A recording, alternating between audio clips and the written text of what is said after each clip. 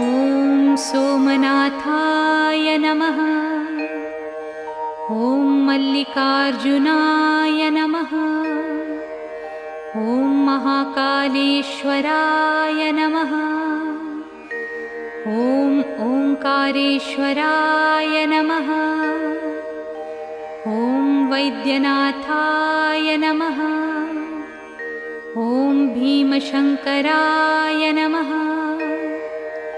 ॐ रामेश्वराय नमः। ॐ नागेश्वराय नमः। ॐ विश्वेश्वराय नमः। ॐ त्र्यंबकेश्वराय नमः। ॐ केदारेश्वराय नमः। ॐ भुस्मेश्वराय नमः।